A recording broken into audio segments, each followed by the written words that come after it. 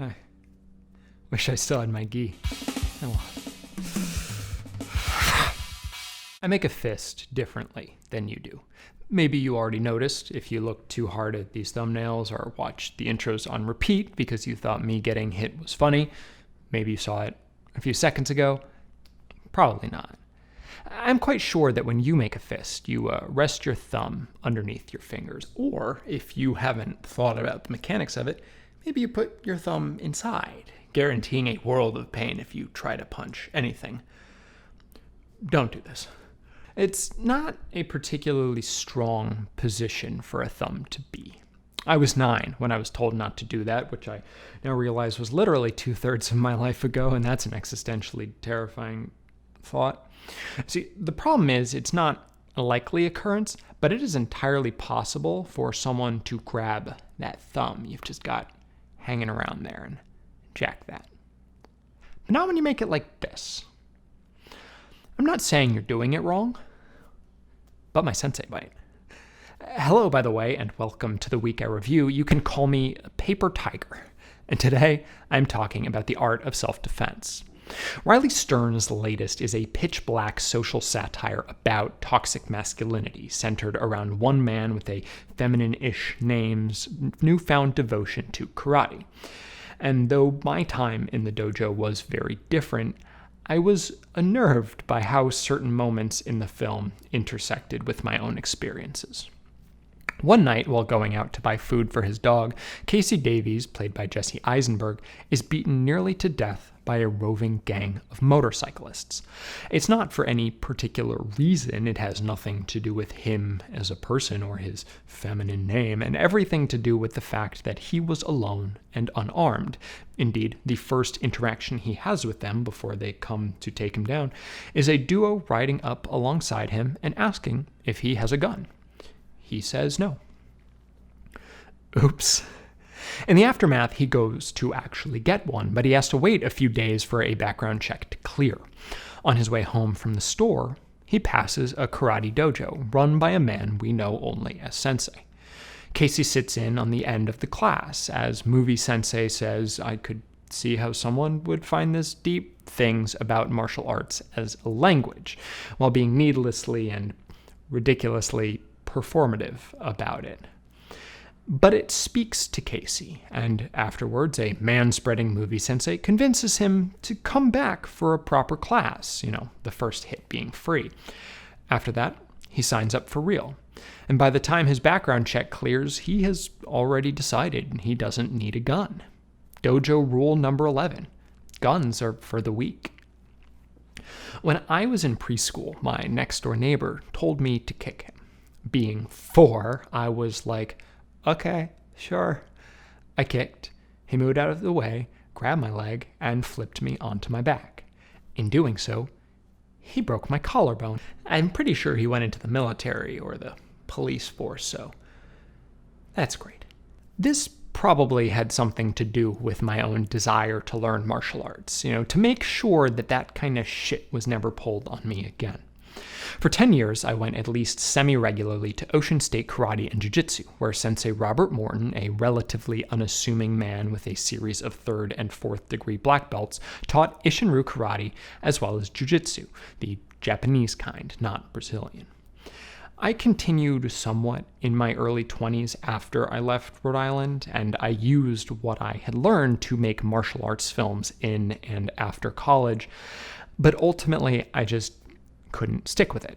I remember a lot and could probably pick up the rest without too much difficulty, but I don't know how genuinely effective I would be in a fight. Still, there's something exciting about the idea that you know how to make someone who wants to hurt you hurt so much more. That is what the art of self-defense is tapping into. Almost immediately, karate becomes Casey's life. He used to work until long after everyone else was gone. Now he stares at the clock until the day is over and then rushes out. He's got other things to do. More important things.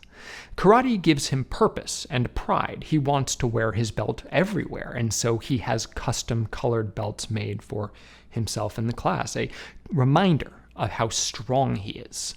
and how dangerous he can be. When I was 16, I came in one Saturday and practiced during the kids' class. Sensei asked if I could help him with the demonstration.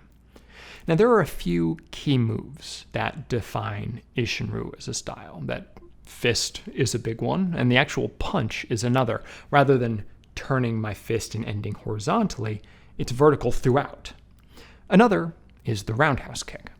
During my black belt test, someone had to kick me in the head using that typical wind-up roundhouse move. You know, the big arcing kick. If it hits you, you're gone. I had to make sure that they were unsuccessful, that not only did they not kick me in the head, but that they ended up on the ground and I was now in control of their leg. Fortunately, in that split second, I got him to the mat. But I didn't know that move when I was 16. I learned it the hard way, from the other side. "Now, kids," he said, "Alec is going to come after me with a kick." And I did. And before I understood what was happening, I was on the floor. And not the mat. I missed the mat. I was on the wood. One of the first things I had learned was how to fall without breaking my collarbone, so I was fine, but it was familiar. "Let's do it again. Try to hit the mat this time." We did. I did. Then he demonstrated our roundhouse kick. Isshin-ryu kicks snap forward and back, and the roundhouse kick is no exception. It is a very, very different move. "Try to grab me," he said. So I reached out my hands and took half a step forward before collapsing. It was reminiscent of the time 3 years prior when this guy I would not really real fight in school saw me turning a corner and sucker punched me before I even knew he was there. I had no idea what had just happened, just that I couldn't breathe and I was on the ground before I heard him say, "Oh shit, I didn't mean to hit you that hard." But 3 years later, I should have been able to take it. As a high-level green belt, if not a bottom-tier brown belt, I should have been prepared. I knew it was coming, and it's not like he was hitting it anywhere near potential.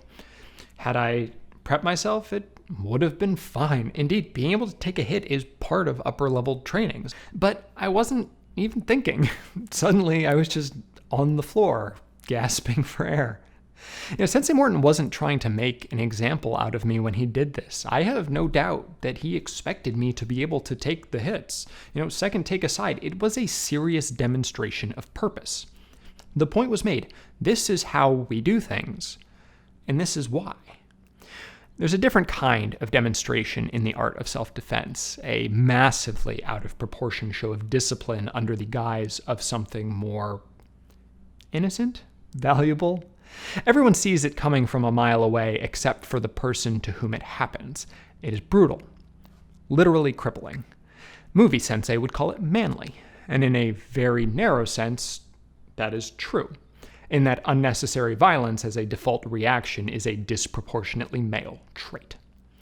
There is one woman at the dojo, Anna, played by Imogen Poots, who I most closely associate with Jeremy Saulnier's Green Room, another film about bad things that mostly men do when they believe in their inherent superiority.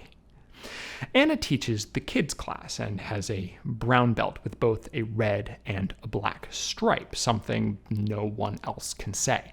She has been there from the beginning and is the most talented student, something we are shown in no uncertain terms. And yet, she is seen as less than because she lacks the testosterone of her peers. And sure, testosterone does help with strength. A generic man will be physically stronger than a generic woman. But that didn't stop Brie Larson from being able to push a 5,000-pound Jeep, which I can't do, and you probably can't either. As a teenager, I believed in a sort of pure equality that I now understand why my sensei did not. It seemed to me that women at the dojo should be held to the exact same standards as men. Only in retrospect did I realize that he wasn't even holding all men to the exact same standards. I was not being asked to reach the same level as Bob, a guy around my age who became a hella jacked bodybuilder with a now defunct YouTube channel, and the guy who was tasked with trying to kick me in the head during my belt test. Sensei was holding people to their own potential. That could eventually plateau. Not everyone passed green belt and fewer passed brown, but they would move up on their own trajectory, whether I felt they deserved it or not. My frustration with this manifested in the days leading up to the belt test of one of the handful of girls who was around my age. She had been doing it for less time, but she was quickly coming up on my rank, and I wanted to make the point that I felt she didn't deserve that. We were sparring. She put her hands up, and I put my foot right in between them, got her in the stomach, and knocked her to the ground. 2 years later, I was play fighting a family friend's kid who was learning Brazilian Jiu-Jitsu. We were at a public playground in Colorado, and a teenage girl I had never seen before said she could take me because her brother was a camel belt. I said no, but she moved towards me anyway, so I just put my foot up, and she ran into it and fell over. Her 4-year-old brother then started punching my leg. It was a weird day. I don't think that was unfair per se, but it was unnecessary. And it probably looked a fair amount like a move done to Casey right from the outset by an overzealous student. One a student is chastised for, not because it was too much, but because it was too soon. Time passes and Casey becomes more and more devoted. Movie Sensei takes a liking to him and wants him to take charge and be more of a man. He tells Casey to learn Russian or German, to listen to metal instead of adult contemporary, to get a real dog instead of a dachshund. Actually, Sensei Morton's daughter's favorite type of dog, and therefore his, though he called it a dachshund. In effect, Casey needs to destroy anything even vaguely feminine or even not overtly masculine about himself and his lifestyle. That void would be filled with violence committed against random people, just as violence was committed against him. Because now he is strong, and everyone else is weak.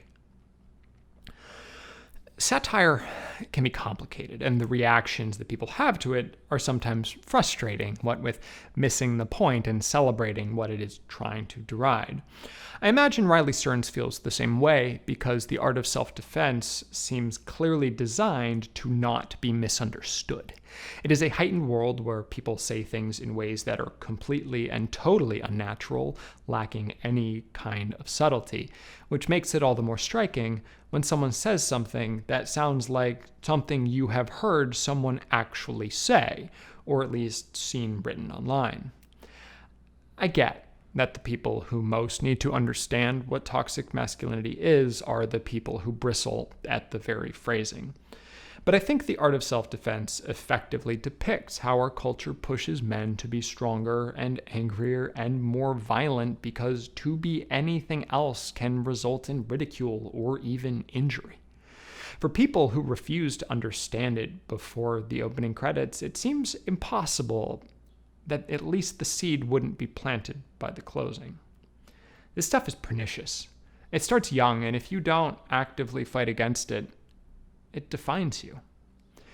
One class, when I was 12, I was practicing my kata. Though there was space on the floor, a kid several years my junior was standing within the sphere where my moves would be going. I asked him to please move, and he refused. Rather than moving myself, I continued on and palmed him in the stomach. Of course, I was told that if I ever did anything like that ever again, I was gone. So I acted contrite. But I felt justified in what I had done. That wasn't what Sensei had taught me, or what my parents had taught me. Absolutely not. It's what society did. And looking back, I see so many terrible ways I could have gone and the person I could have ended up being. I'm fortunate to have ended up on a better path. 8.6 out of 10. Thank you so much for watching. If you enjoyed this video, that's great. If not, I'm sorry. If you'd like to see more, please subscribe. I hope to see you next week.